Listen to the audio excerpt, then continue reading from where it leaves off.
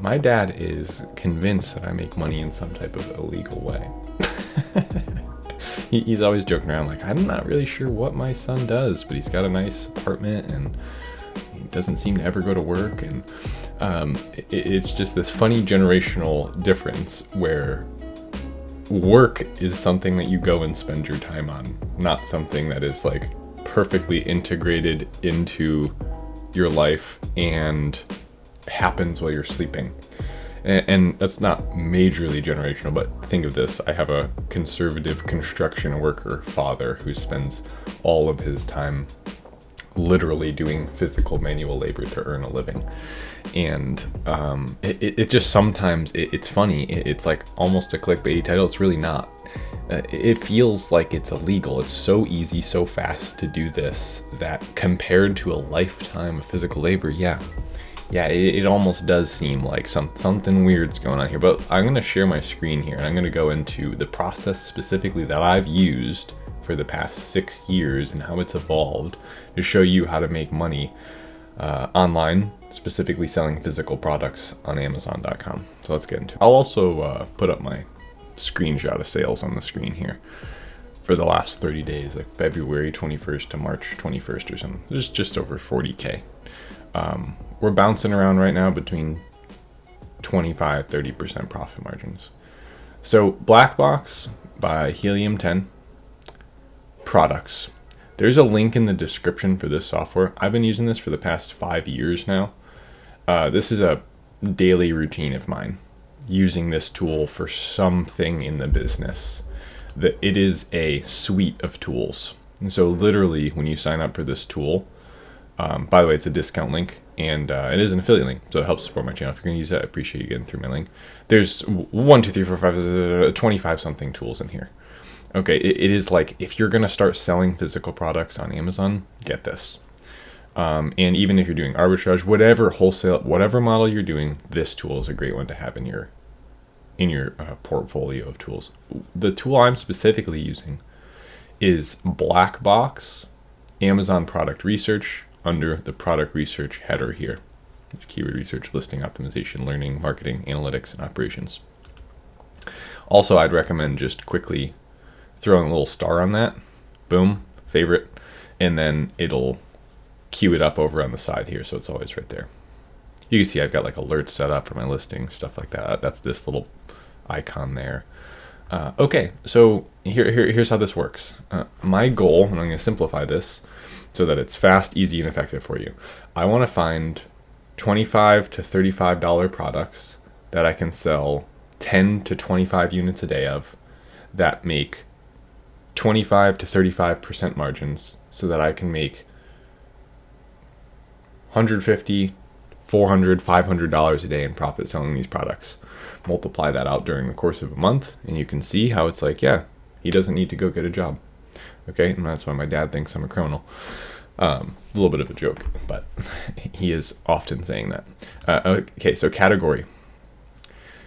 This is where I would like to introduce the idea of selling to someone who is similar to yourself, who has a specific characteristic about them, and there's a bunch of them. If they got in a room together, they would all agree on stuff. They would all buy similar products. We can think of the person who goes to the gym religiously, not just once in a while. What does their supplement drawer look like? Of course, they've got the creatines, they've got the BCAAs, and they've got the protein powders, and they've got the pre-workouts and post-workouts and vitamins, and you name it, right? And so you can keep selling more products to the same customer.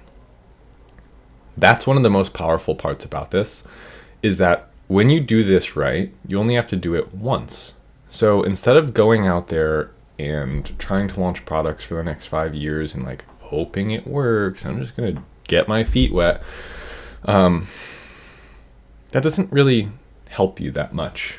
Like getting your feet wet, you can get your feet wet working on the right one. You know what I mean? I hear that a lot. I do one-on-one consulting, and a lot of the time people are like, I just want to try something out. I don't really care if it works. And I'm like, can we make a quick switch in your mentality? Because it'll be helpful to you to think, obviously I'm trying something out, but let me try it with the full intention of making the first thing really successful. Because when you dabble in things, you don't put the intention into it that is necessary to really push things into motion and make it work. So let's go right here. Arts, crafts, and sewing. Patio, lawn, and garden. Tools and home improvement. Very specific, right? We can see gardeners. We can see people doing woodworking and working in their garage, working on their, and then we have people doing crafts inside at the table, hanging out with the grandma, knitting, stuff like that. You know what I mean? Like, so there's a specific person I can see behind that. Review count. Let's just go like 400. You can do 450, but we'll start there. And over 40. So they're kind of out of that brand new product phase where they're doing launch stuff, giveaway stuff, perhaps. Like I said, 25 to 35, but I'll do 40 just so we can include the 37, stuff like that. And revenue. You could do units sold as well. So parent level, let me just break this down for you. In ASIN level, we really care more about the ASIN level, one specific product doing a certain amount of revenue. And so, again, we'll say they're doing $18,000 a month, so 30%, about $6,000 a month in profit, and then up to like 42K.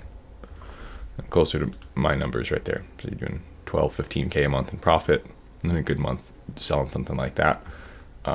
You could see how one product doing that would change your life. And if you do it right and you set up barriers to entry for your competitors to come in, and you have customers buying you because of your community and because of your branding and your creative and because of your story and because maybe they saw you on social, like you can build that up. And so it's much easier to do that when you're just focusing on one product at a time specifically.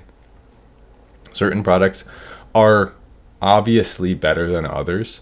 I would not be so quick to not click on something as boring as a tongue depressor, because let me show you a quick example of this where a market similar to this had an explosive growth brand that really captured it. So my girlfriend got Invisalign like 3 months ago, and it was around Christmas time. So I was like looking up, Invisalign accessory. What do you need if you get Invisalign? Just trying to like think of present ideas and stuff. And I found this brand, and they're pull tools. So pull me, fizz me, bite me. So when you get it, right, you have to bite it, align your tray, pull it, take the tray out. Fizz is like clean the tray. This is not buy Invisalign or anything. This is just the pick, toothpicks, carry me, a carrying case. Do you see what they've done here? Everything that you need for Invisalign, they've just made. Okay, it's so genius. And they just did it in this super modern, clean packaging with great branding, great names. And they're selling 1,000 a month, 700 a month, 100 a month. Okay, and let's look at this. When you get Helium 10, using the link in the description, you can go to the next step that I would do is Chrome Web Store and install their Chrome extension. That's what you're seeing here. A lot of people have questions about this. Look at this: 17,000, 58,000, 6,000, 29,000 duplicate listings, 16,000. They've cornered a market for Invisalign in this tool and care market, and are absolutely crushing it. Okay, and they're doing good on social. Their website's doing good as well. They're doing influencer marketing. Funny story: my girlfriend is also an influencer for beauty and personal care niche. She got reached out to by this company and actually got more of this from them. And she actually, I think, she made a YouTube video about it. 58, yeah, they're crushing it. Okay, and so that's something as basic as accessory tools to Invisalign. Beautiful brand built there that can sell for 7 figures, 8 figures. Simple as that, right? One customer, one problem solve. Focus on it, make it good. So when I see a product like this, like tongue depressors, I'm not immediately like, hey, this is like so stupid. It's just too boring. Can't do it. Like not enough of an enthusiast customer. I don't see it that way. You know what I mean? Because it's like you should have seen Invisalign accessories before that brand came in. It looked like this. It was Chinese competitors with white and pharmaceutical looking packaging with toothpicks and stuff like that. Imagine this brand style packaging, boom, pulled into one of these listings, and it's still just a similar product, but maybe it's made with like renewable bamboo instead of like, or pine or whatever, or it's like sourced in the US, sustainably cut pine from the Pacific Northwest, and it's like this beautiful brand with a tree on it, and like a doctor badge hanging around the logo or something like that. That's a actual brand idea. Then you go and you reach out to start locally next to you. Hey, I started a brand that sells tongue depressors, and how are you guys sourcing? Try and get business to business connections, and just like be an entrepreneur. Like not everything has to be so like a perfect formula for every possible thing laid out. And like, no, just go get a job if you want that, right? If you want to just report and have someone tell you exactly what to do, go get a job. If you want to like on the side start building a cool brand and business, you have to wander into the unknown a little bit. And by the way, like not every example I find live is going to be perfect. There's some comment warriors occasionally that are like, well, that product idea would never work for this, and this reason.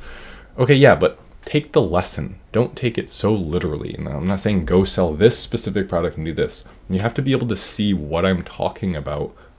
And I'm just using something on screen because you tell me, it's a lot more interesting than me sitting here like this talking about here's what I would do. And if you go to this menu, you could do this and see these products. Yeah, of course.